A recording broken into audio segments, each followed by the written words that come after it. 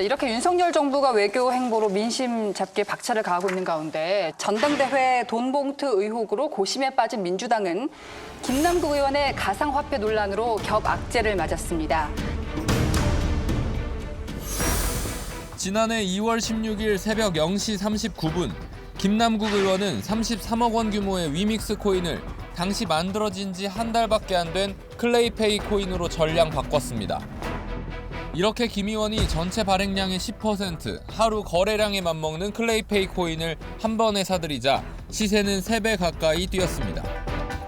전문가들은 김 의원이 코인 투자 사기 행위에 가담했을 가능성을 제기합니다.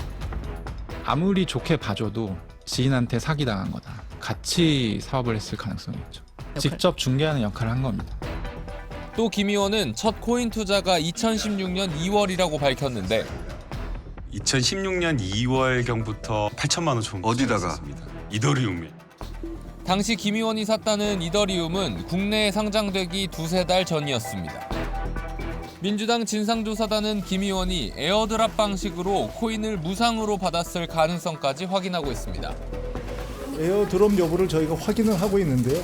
파악하기에 시간이 이릅니다. 그 자료가 생각보다 굉장히 방대합니다. 감찰단은 김 의원이 상임이나 본회의 중간에 가상화폐 거래를 했는지 집중 조사할 예정입니다. 자, 해당 의혹들 어떻게 보셨습니까?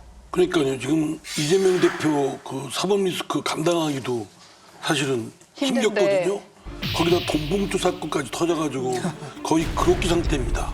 팍 그냥 퍼져 있을 직전의 상황인데 김남국 이 코인 사건까지 터지니까 아니 그냥 한 방에 날려가지고 즉각적으로 느끼기에는 당 간판을 내리고 이거 뭐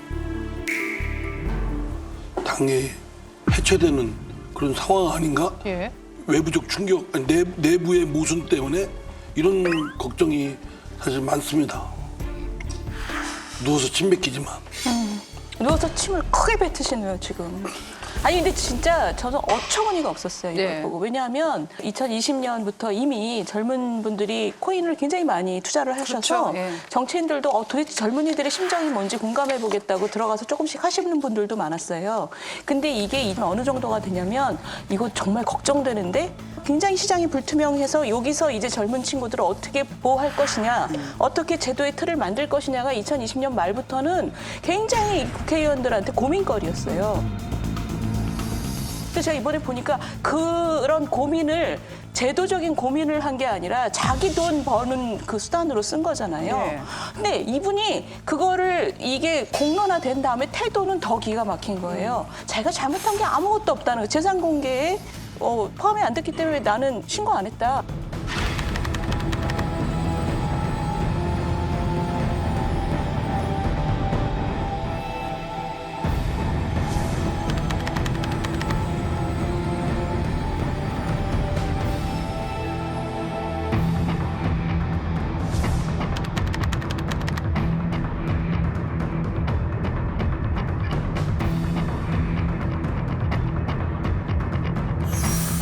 그 돈은 어떻게 모은 거예요, 처음에? 그 당시 모을 때는 이제 제가 그 변호사 일을 하고 있었을 때였기 때문에요. 제가 직업으로서 제 알겠어요. 돈으로 이제 내 돈 내투한 겁니다.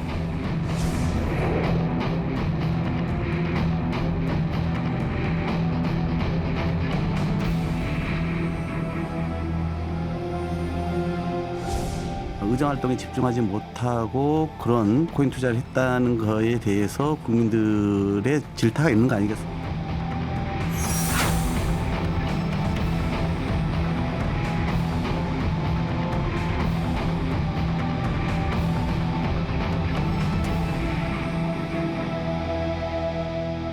본인이 공직자고 이 전체 제도 틀에서 고통받는 젊은이들을 어떤 식으로 좀 보호해야 되는지에 대한 고민을 해야 되는 존재라는 인식도 없는 거예요. 그리고 검찰 탓하고. 그래서 이 공직자로서의 마음 자세가 전혀 없이 예. 있었느냐. 저는 그러니까 민주당 분들이 굉장히 좀 뭐랄까 어처구니 없는 정도를 떠나서 굉장히 배신감을 느꼈어요. 지금 말씀하신 거는 제가 뭐 스스로 고백하면 민주당의 아주 못된 공식화된 행태죠. 일단 아니라고 버티고 예. 그래도 안 되면 뒤집어 씌우고 그래도 그래도 안 안 되면 되면? 이명박 박근혜 때보다 낫다. 예, 뭐 그렇게 하고 또 요즘 하나 더 붙은 게 이제 검찰. 근데 이제 이런 저희들의 공식화된 패턴을 국민의힘에서 또 윤석열 대통령도 본받아서 같이 해요. 이게 문제는 뭐냐면 김남국 의원이 계속 얘기를 하는데 해명을 하는데 해명을 하게 되면 의문이 또 남고 그러거든요. 그러니까 예컨대 의문을 카드 돌려막듯이 의문 돌려막기라고 있어요. 근데 앞만 들어도 이 전체 스토리가 일관성 있게 연결이 안 되거든요. 항상 빈 부분이 남고. 그래서 나는 그한테 뭐라고 얘기를 했냐면 우리한테 낱말을 달다 주지 마라. 숫자를 달라. 근데 숫자를 제시를 안 해요. 항상. 이게 그러니까 뭔가를 감추는 게 있는 거거든요. 이 감추는 게 뭔지를 모르겠습니다. 이게 이제 개인 비리의 문제일 수도 있고 아니면 뭔가 당에 연루되는 또 공적 비리일 수도 있는데 상식적으로 생각해 보십시오. 전세금 빼가지고 사거든요. 그러니까 LG 디스플레이. 그다음에 그렇게 모은 돈을 갖다가 어디다 넣냐면 그 당시에 자기 자산의 80%를 갖다가 잡코인. 당시에는 비트코인도 문제가였는데 비트코인이나 이더리움 같은 거 워낙 전 세계에서 많이 살기 때문에 어떤 특정 세력을 조작하기는 힘들잖아요. 근데 뭐 잡코인이라가 뻔한 거 아니겠습니까? 거기다 그 위험한 데다가 자기 전 재산을 거의 전 재산을 다 넣는다? 게임 회사 위메이드가 지난 2020년 발행한 위믹스. 게임을 해서 아이템을 얻으면 돈을 버는 이른바 P2E 방식으로 화제를 모았습니다.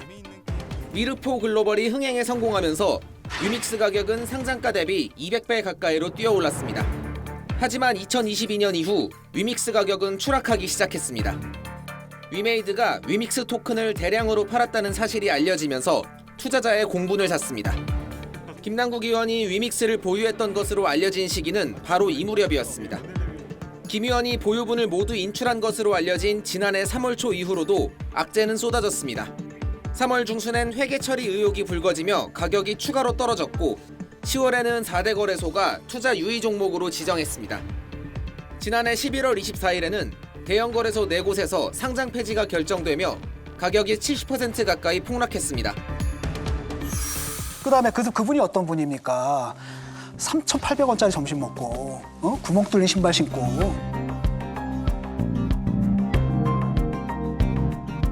그다음에 아버지가 물려주신 차를 가다 24만 킬로까지 타는 그런 짠돌이가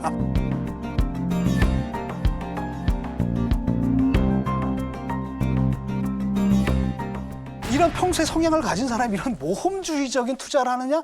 이거는 뭔가가 있지 않고서는 뭔가 담보가 있지 않고서는 불가능한 거죠. 왜 하필 리믹스입니까? 가상화폐가 발행하는 회사가 되게 실체가 없거나 페이퍼 회사인 경우가 많습니다. 그런데 위믹스 같은 경우에는 상장사인 그 아주 대형 회사인 위메이드가 발행한 코인이었기 때문에 신뢰도가 높다라고 저는 판단을 했습니다. 판단했기 때문에 주가 폭락 직전에 매도해가지고 이상하지 않냐 이거 내부자 정보 같은 거 취득한 거 아니냐는 뉘앙스로 문제 제기하거든요. 이미 한참 폭락하고 있었던 시점에 매도를 했고요. 사실관계가 다른 거예요? 예, 그래서 만약에 미공개 정보를 이용해서 팔았다라고 한다면 고점에서 팔았어야 됐는데 혹은 폭락 직전에 팔아야 되죠. 예, 폭락 직전에 팔아야 되는데 한참 폭락하고 있는데 내부자 정보 팔 취득한 이유가 적 없습니까? 없습니다. 절대 없고요. 만약 내부자 정보를 취득하려고 한다면 가상화폐 관계자, 핵심 관계자라든가 아니면은 그 업계에 일한 사람과 친하거나 아는 사람이 있어야 되는데 그 업계 말단에 있는 사람하고도 한 번도 만난 적이 없어요. 이 김남국 그 의원의 사건은 굉장히 큰 사건인 게 뭐냐면 민주당의 어떤 문화를 이 사람이 지금 폭로를 한 거예요. 왜냐하면 이게 당시에 그 이분이 저 너무 돈이 없어요. 이 마케팅을 하면서 후원금을 모았을 때 뭐 정청래, 김용민, 뭐 박주민 이런 분들이 다 한 푼 줍쇼 마케팅을 하면서 후원금을 거뒀거든요. 안녕하십니까. 돈 달라는 남자 박주민입니다. 작년 7월에 제가 정치 자금이 필요하다라고 도움 요청을 드렸는데요. 그런데 이제 다시 한번 여러분들에게 도움을 요청하는 그런 상황이 되었습니다. 작년에 모아주신 정치 후원금이 거의 다 바닥이 났기 때문에 이제 정상적이고 일상적인 정치 활동을 지원해 주실 후원금 역시도 필요한 상황이 되었습니다.